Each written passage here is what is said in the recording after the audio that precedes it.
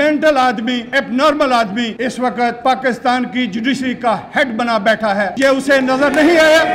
इतना बड़ा सानिया हो गया। नहत्ते वकला पर जिस तरह जहरीली टीयर गैस फेंकी गई, गंदा पानी फेंका गया और उन्हें बदतरीन तशद्दुद का निशाना बनाया गया। ये एक जाली वज़ीर आला है जिसको अपनी जिम्मेदारी की बजाय पुलिस की यूनिफॉर्म पहनने का शौक है। ये बेशरम लोग जो ऊपर बैठे हुए हैं, इस वक्त हुकूमत में बैठे हैं। मई का महीना काफी दफा हम पे भारी गुजरा, वो चाहे 12 मई की बात करें, 9 मई की बात करें या 8 मई की बात करें। एक खास माइंड सेट है, वकला का गला दबाने की कोशिश करता है। इनकी जायदादें बैरून मुल्क में है, इन्होंने रिटायर होकर जाना भी बैरून मुल्क में है। यहाँ ये इनकी तो कब्रें भी नहीं होती। ये हमारी जान क्यों नहीं छोड़ते? इनका हमारे साथ कोई तल्लक नहीं है। ये सिर्फ हम पे हुक्मरानी करने के लिए यहाँ बैठे होते हैं। रहमान रहीम।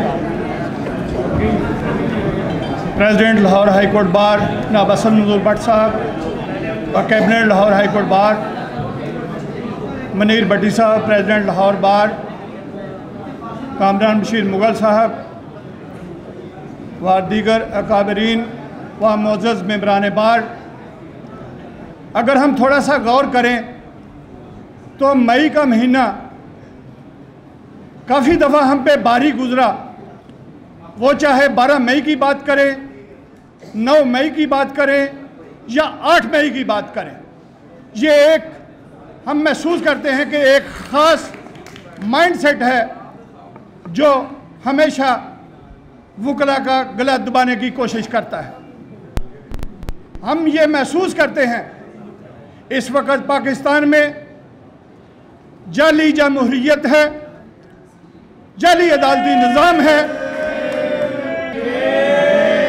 मैं समझता हूं कि एक मेंटल आदमी, एबनॉर्मल आदमी इस वक्त पाकिस्तान की जुडिशरी का हेड बना बैठा है। ये उसे नज़र नहीं आया, ये उसे नज़र नहीं आया कि कल इतना बड़ा सानिया हो गया।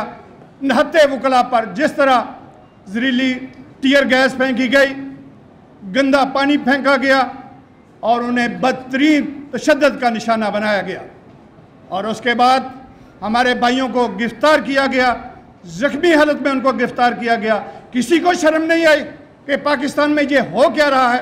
कहाँ है हमारे बुनियादी हकूक़, कहाँ है हमारी अदलिया, कहाँ है हमारे वो अदारे जो हमें सिक्योरिटी पहचाने देने के ज़िम्मेदार हैं। ये रात में स्टेटमेंट सुन रहा था चीफ मिनिस्टर पंजाब की, ये मेरे भाई मुनीर भट्टी साहब ने जैसे कहा कि ये एक जाली वज़ीर आला है जिसको अपनी ज़िम्मेदारी की बजाय पुलिस की यूनिफॉर्म पहनने का शौक़ है। ये पुलिस की जाके IG की मुतहद बनने का इसे शौक़ है। मैं समझता हूँ वकील अपने कलम से और अपनी ज़बान से बात करने का कायल है। हमसे किसी को शर्म ही नहीं आ रही कि पिछले साल भी ये इशू इसी तरह सारा साल इसी तरह हाईलाइट होता रहा और इस दफ़ा भी हम सड़कों में भी आ गए, हमें लाठीचार्ज भी हो गया। किसी को शर्म नहीं आ रही कि ये इशू तो सिर्फ एक सीटिंग में बैठ के हल करने के काबिल था, आपने इसको इंटरनेशनल इशू बना दिया। पूरी दुनिया देख रही है कि पाकिस्तान में कैसा निज़ाम इंसाफ है, पाकिस्तान की किस तरह की जमहूरियत है। ये बेशरम लोग जो ऊपर बैठे हुए हैं, चाहे वो इस वक्त हुकूमत में बैठे हैं चाहे या जुडिशरी में बैठे हैं, हम इन सबको कहते हैं गोली की सरकार नहीं चलेगी, नहीं चलेगी। लाठी गोली की सरकार नहीं चलेगी, नहीं चलेगी। आप देखें इन सब के बच्चे बैरून मुल्क में पढ़ रहे हैं, इनकी जायदादें बैरून मुल्क में हैं, इन्होंने रिटायर होकर जाना भी बैरून मुल्क में है। यहाँ ये इनकी तो कब्रें भी नहीं होती। ये हमारी जान क्यों नहीं छोड़ते? इनका हमारे साथ कोई तल्लक नहीं है। ये सिर्फ हम पे हुक्मरानी करने के लिए यहाँ बैठे होते हैं। एक बात मैंने परसों की मुनीर भट्टी साहब की मौजूदगी में कि अगर हमारी वकला क़यादत अगर पूरी जिम्मेदारी के साथ और दयानतदारी के साथ इकट्ठे हो तो ये 24 घंटे से पहले ये मसला हल हो सकता है। और मुझे खुशी है कि आज हम सारे यहाँ इकट्ठे बैठे हैं।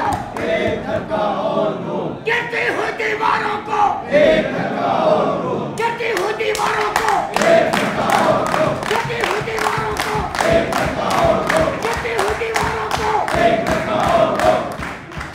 मैं अपने तमाम वकला क़यादत को, अपने भाइयों को ये गुजारिश करूँगा कि सबसे पहले हमें अपने वजूद की फ़िक्र होनी चाहिए। हमारी ऑनरेबल बार में जो नुमाइंदगी है वो मौजूद होनी चाहिए। उसके बाद आती हैं सियासी जमातें, उसके बाद आती है गवर्नमेंट, उसके बाद आते हैं ये इस्टेब्लिशमेंट के अदारे, उसके बाद आती है ये जुडिशरी। तो खुदारा अपनी ऑनर के लिए, अपनी इज्जत के लिए, अपने वकार के लिए पूरी दयानतदारी के साथ इकट्ठे हो जाएं। कोई आपके सामने खड़ा नहीं होगा।